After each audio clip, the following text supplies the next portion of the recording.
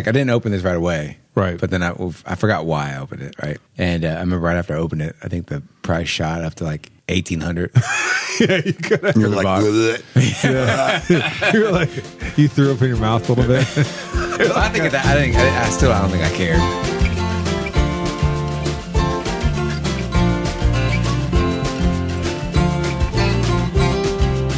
Hello, and welcome everyone to episode 196 of The Mashup, the shortest bourbon conversation you're going to hear all week long. We're your hosts, Kenny, Steven, and Anthony.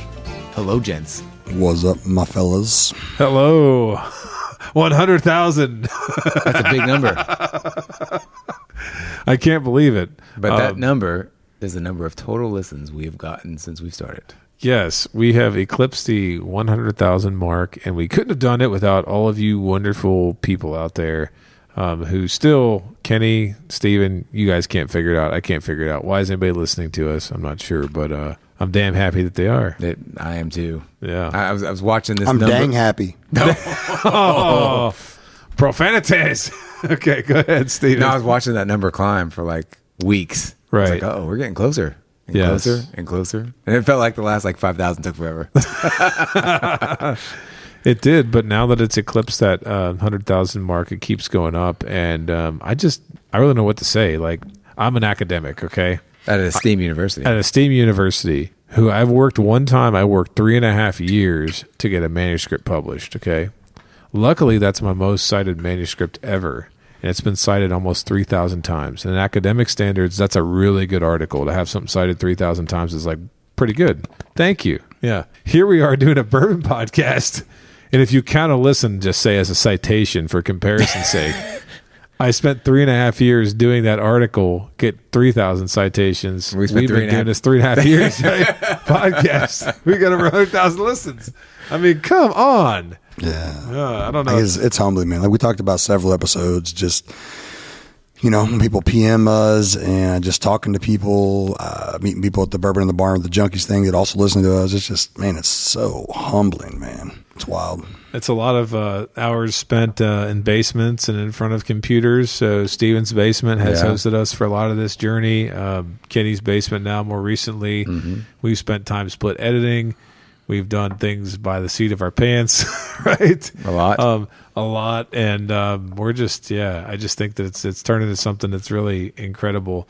And we're really thankful and blessed to have such great listeners and to share in this camaraderie.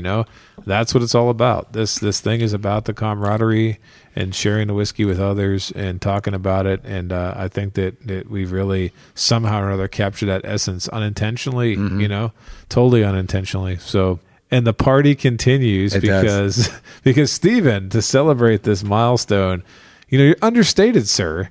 You come in, we know your bourbon collection. We know that Kenny has the best bourbon collection. Mine's probably second. Yeah, I would say so. Then we put yours third. You wouldn't even argue with that. And then you come walking in. What do you come walking in here with? Well, this bottle, special by two folds. Okay.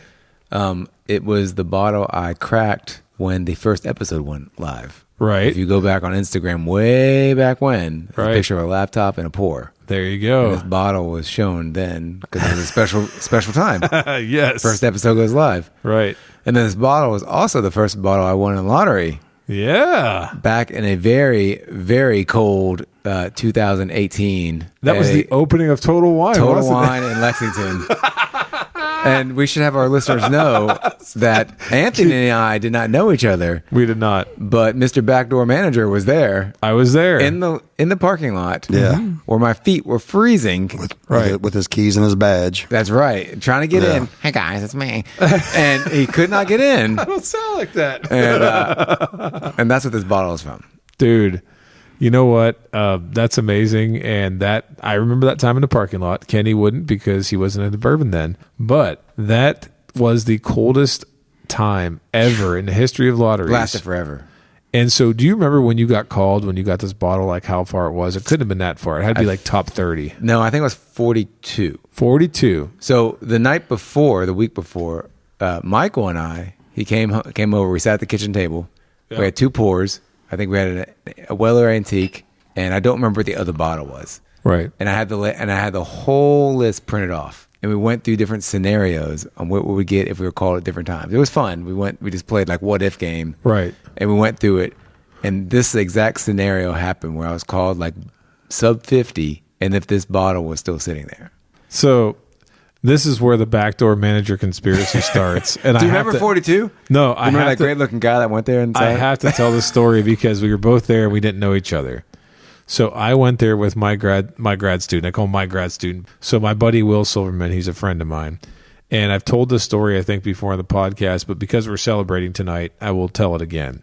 And because it's relevant to the fact that you were there. So we meet up, and I think I may have picked him up. We went over there early in the morning, waiting to get tickets. Remember, I had to wait for the wristbands and everything. Okay, where were you as far as the strip mall was concerned? We were way in the back. We were like more than halfway down. Like, so we got there kind of late considering. We were probably like, the whole line went around the building, right? Not around the building, but it went the length of the building. Yeah. We were kind of in the middle. Okay, I think you were closer than I was. Okay, so we were a little closer than you. Once we get the wristbands and everything, like Will doesn't know much at that point about bourbon. He knows I'm into it. He wanted to hang out, and I'm like, yeah, sure, because we'd done that before. He gets called. When do you think he gets called? Oh, no. When did he get called? He gets called, I think, like third. Oh, wow. Right? And so the funniest thing is his number gets called. He goes, oh my God, what do I do? I'm like, you go into the building and you buy. I said, the Van Winkle 23. I said, if they don't have a 23, you buy the 20. And he was like, okay. And he's like, I'm like, just text me if you have any questions. And so he comes out with a 23 Van Winkle. Oh, nice. And I just couldn't believe it. It was amazing. And then on top of it, he's such a nice guy that we went to breakfast. He said, I'm going to ask my friends, family, if anybody's interested in it. He said, if they aren't, then I will sell it to you. And if you ever sell it, we worked an agreement out. Mm-hmm. He said, if you ever sell it, I told him how much money I would give him, which I think was around half of whatever the profit was. Yeah. And then, but what's really going to happen is I haven't opened that bottle yet, but when I open it, I will give him either he'll be there when I open it, or I will give him, 2-3 ounces of it for, him to have to celebrate a moment. So that was awesome that you got the 2018 William LaRue and we didn't even know each other. Yeah. And then that 23 Van Winkle, I gave Will the money. I gave him some other stuff he liked to drink. We went to breakfast. I mean, I did whatever I could because he didn't want to charge me the upcharge, but I promised him that if I ever sold it for more money, then I would. Is he still drinking bourbon? Oh, yeah. Okay. And he listens to our podcast, and he's one of our best listeners, and he is actually on that bourbon journey where he tries different things. He and his partner always send me funny videos of, like, they have something called Will Swill, which is actually a YouTube channel that they kind of fashion after the way we do past try by and stuff. So they're making way more money than we are. No, it's private. It's private. But, dude, the fact that you had this bottle, the William LaRue, on this journey, and you brought it over tonight, I know it's like me and you talking mostly about this, and Kenny's just over there doing something. He's been in bottles over there. He's going to get 3 of these. It's tremendous that you brought this over tonight. Do you want me to try to go through the specs here or not? Sure. So this is the William LaRue Weller 2018 bottle from the Buffalo Trace Antique Collection. I believe this year it was aged like 12 years, 6 months. I'm going by memory here, guys, because I think I may have had a bottle of this at some point in time myself. It's 125.7. Is that right, Stephen? Yes. All right. And so you figure the ABV out. You have it. I think the crazy thing is back then, this bottle, do you remember what you paid for it at Total Wine? I want to say it was $99 to $149. Yeah, I want to say it was around 100. It could be probably $99 back then. Yeah, right. It's going to be 100 to 120, I think, at most. So you got this banger bottle for retail, and you have made the most out of it, sir. So what an amazing treat. I mean, I can't remember the last time I opened it. Well, I mean, it sits in the very back of my cabinet. Nice in the dark. Yeah. I'm in the dark here. And this is before they had William LaRue Weller's face on the side of it, too. Oh, that's right. On the inside, when you drink it down, you see his ugly mug. I mean, he's a handsome guy, but anyway. Kenny, you're awfully quiet over there. Anything to say, sir? It's been documented and noted. If anybody's listened to some of our podcasts and just as they're hearing us talk, overall, I am not a William LaRue fan. In general, most of them are just hot to be hot to me. They are way overpriced, not from Buffalo Trace, because Buffalo Trace is $1 to $150. Yeah. But when you are buying them for $1,300 to $1,700, $1,500 to $1,800, right? I mean, just way overpriced. Like even $700 is overpriced to me.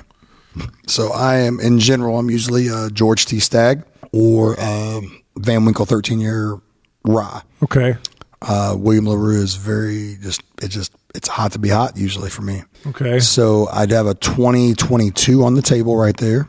Mm-hmm. You can see that. I just tried this 2018 and it absolutely crushes the 2022. Hey, I didn't know where you're going with that. This 2018 is honestly awesome. Yeah. Mm-hmm. Like this 2018 is actually great. And I could see myself paying a lot more than retail for this bottle. So this is it's actually a great one. I'm actually very, very, very pleasantly surprised with this 2018. It's really good. I remember when I drank it a long time ago. I remember going on waves. Right. Because I know we did that Weller, almost the full family, compared them. It wasn't Right. a blind or anything. We just tried them straight. Yep. And I remember this compared to the antique. We're going back and forth, and this thing kept on like it's evolving and changing as every sip we took of it. Right. And so I remember being awesome back then. Yeah. And my buddy, Rich, and I think even Walmsley, but definitely Rich. Rich is a huge William Larue guy. Oh, I didn't know that about Rich. Dude, huge. And Nice. But I think he swears by the 2019 maybe. Okay. I'm actually going to see him tomorrow. Have another barrel pick coming up. Figures. But I'm going to see him tomorrow. I think it's 2019. I'm going to double check with him. But this 2018 is honestly pretty awesome. Look at this one real quick. Pull that. Grab that. Yep, that's a 2022. So 2018 crushes 2022. Yeah. Well, I can just tell you guys from me, so it was not the 2018 I had a 2017. Okay. And I remember opening that with my cousin on Christmas. Vinny? Cousin Vinny. Yeah, my cousin Vinny. Baby bourbon. Joseph, my cousin, he's not baby bourbon anymore. But anyway, we opened this on Christmas. I think it was the 17th. I have to go back and look. And I remember we took a sip of it, looked at each other, and gave each other a big hug. And because it was that good, and at that point in time, what I had tasted in bourbon, it was that much better. And even this tonight, man, it's got like a nice gooey sweetness, like dark fruit register, like Lots oak, of dark, yeah. like sugary oak, like almost like a caramelized sugary oak. It's layered and it's every bit of treat. I'm glad you brought this, man. See, this man, is just like killer. Because like I said, I mean, talked about it, I didn't start sipping until January 2020. So my main experience with William Larue's were newer ones. Right. Hot to be hot, man. To me, not as great. Give me a George T. Stagg instead, even though it's not weeder versus a not weeder, but still. But this 2018 is glorious. That's nice. I tasted that earlier and I was like, wow.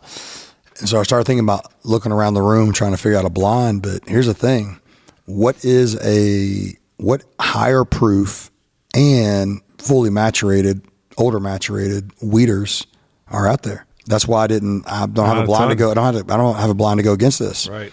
So I was thinking about old Fitz, but they're all 100 proof. Exactly. So I didn't do an old Fitz. Maker's Cellar potentially would be the closest at like 114, 115 proof. Right. But Maker's Cellar is 12 and 13 years old, 14 years old, but only 6 years was spent in the rick house. Mm-hmm. The other time was spent in their cold cellar. So and if the listeners, you all message me, I don't know. Maybe I'm just totally blanking right now, but I don't know of any higher proof and fully maturated, like older weeders that are out there. Man. Other than, I got stuff in the drawers down there, but we can't really talk about those much on the pod. Kenny's special stash. Yeah. So besides those that we can't talk about, I don't know of anything else really that is out there, right, man? Right? I don't think so. I mean, and this captures the essence of This bottle. Yeah, the bottle. It's just it's a banger of a bottle, and it's sad that you said the 22. I don't remember if we tried it or not. You said it wasn't as good. Right there, pour it. I don't know if I have a clean glass here. Here, I poured it right here. Hang on. I already got some right there. There's some. Okay. And it's still good. Don't get me wrong. It's still good. But I think that 2018 is just way better. 2022 is still good. Oh, yeah. Gosh.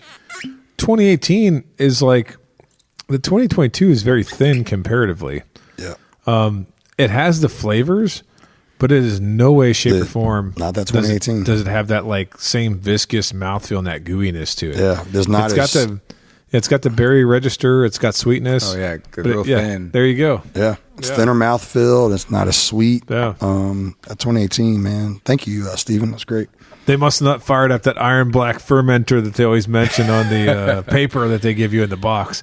I need the box and the paper. You guys still see people doing that. Funny. After I didn't open this right away. Right. But then I forgot why I opened it. Right. And I remember right after I opened it, I think the price shot up to like 1,800.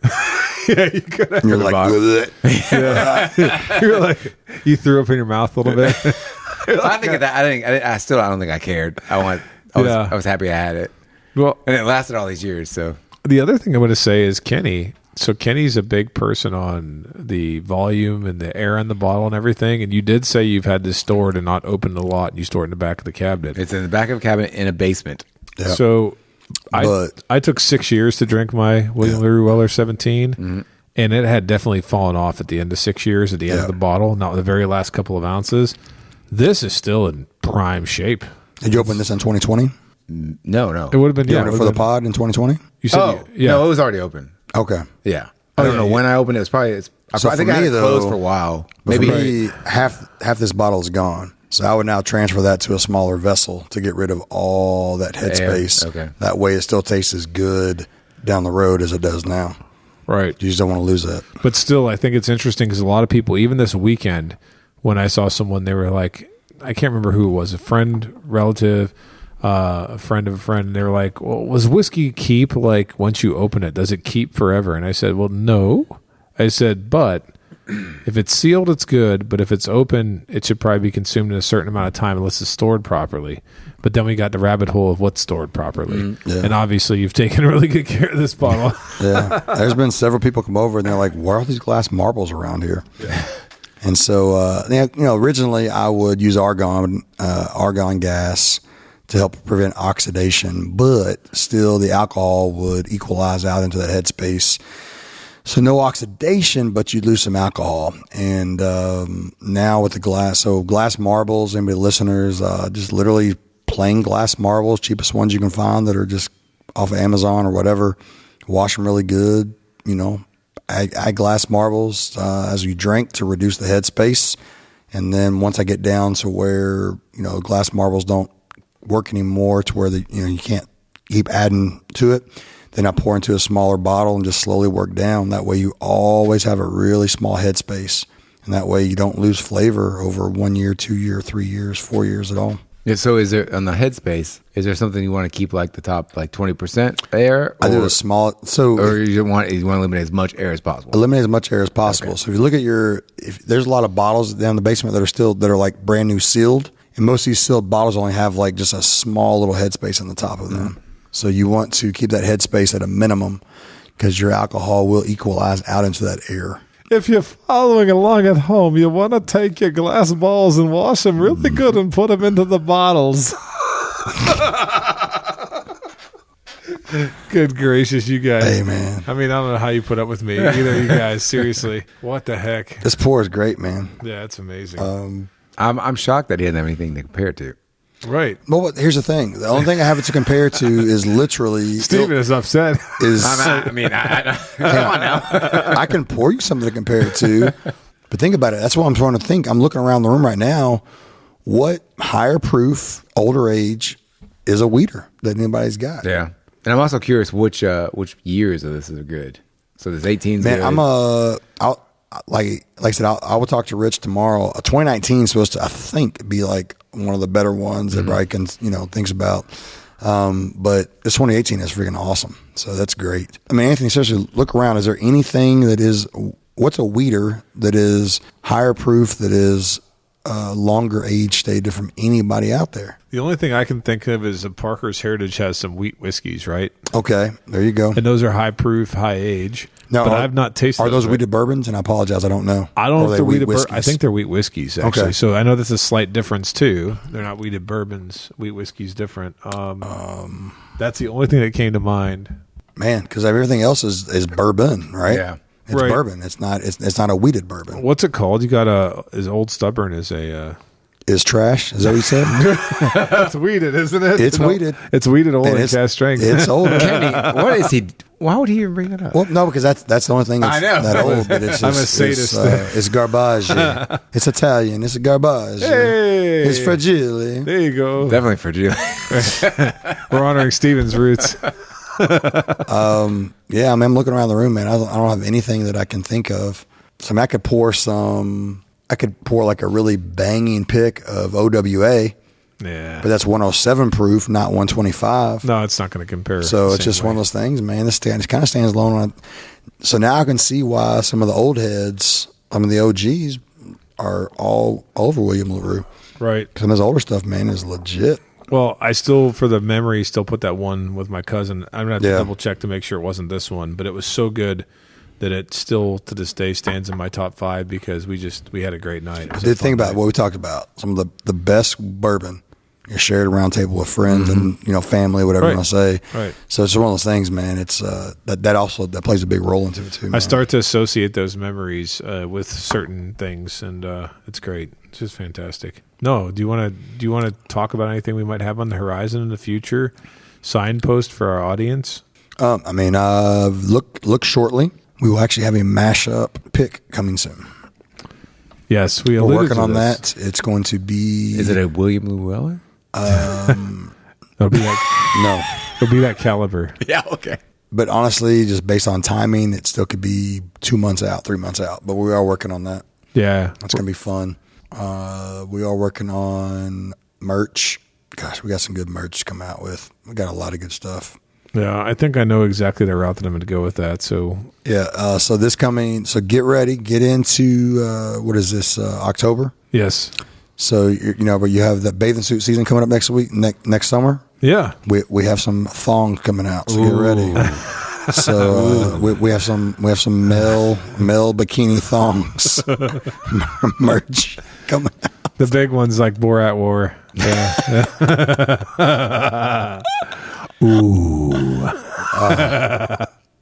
But yeah, Steven, you want to give us the customary here, sir? Yeah, man, go for We it. got to do it.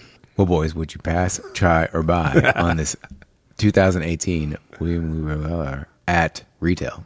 At retail. At retail. Did you just say William LaRue Weller in cursive? Is that what I heard? I did. So make sure. In cursive. Yeah, he was trying. I mean, it is what it is.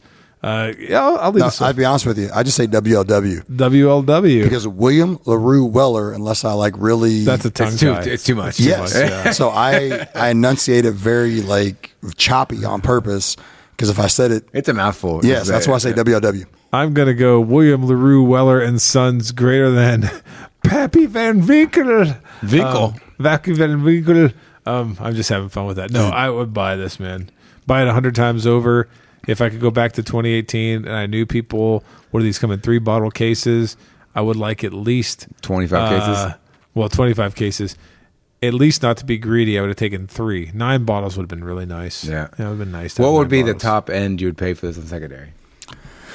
So that is where I would go to a non-weeder, and I would have to pull out like an Evan Williams 23. I have to pull out a George T. Stagg, something that's a non-weeder to figure out what my secondary max on that would be. William LaRue lately has been 13 to 1400. I think so, yeah. So For the current year? current years. So 2018 is probably closer 15 to 17 maybe. I would guess. Especially if it had some. So good that's where I'd reviews. have to go away from a weeder. 'Cause, I was trying to pull a blind, just similar weeder to weeder, and there's just nothing in here that can blind to that. But you're going with the value now. So if I were going to try to value. figure out value, I'd have to go to a bourbon, and I would have to pull out some, like I said, probably Evan Williams 23s. That's 107 proof, a little bit lower. Pull out Pirate Label, Elijah Craig barrel proofs. So pull all that out because a lot Those are like what, $500-$600? $500 to $600, and then pull out some George T. Staggs that are $700 to $850 to try to really gauge what I would go for on that. So I definitely would not go what they're going for. I would definitely not go $1,500, $1,800, $1,300 at all. But I'm thinking, I would probably at least go probably 7 to 8. I would say at least on this, even though you can't get it for that. You're not. You're going to get a William LaRue at current one still 1,300 to 1,400, but they're just that's been my big beef with quote unquote Buffalo Trace, which is not fair to them, but that secondary market is what the secondary market is on those. Yeah. This is great though, dude. Like honestly, this is my first older William Larue. So thank you for bringing that over. You're welcome. Because this really, now I see why, like I said, the old heads, the OGs really liked it a lot, because this is actually great. Really good. And maybe in 5 years I'll have it again. Yeah. Only if you transfer to a smaller vessel. That's true. Too much headspace in that bottle. And with that, thanks for listening to this episode. Please like and follow us on Facebook, Instagram, and Twitter at The Mashup KY. Don't forget to visit our partner, bourbonoutfitter.com. Enter code The Mashup for a special discount. Also, Head on over to our partner, the Woodwork Collective, at woodworkcollective.shop. Enter code MASHUP for a 15% discount. let us know your thoughts on this bottle in the comment section. Until next time, keep it neat.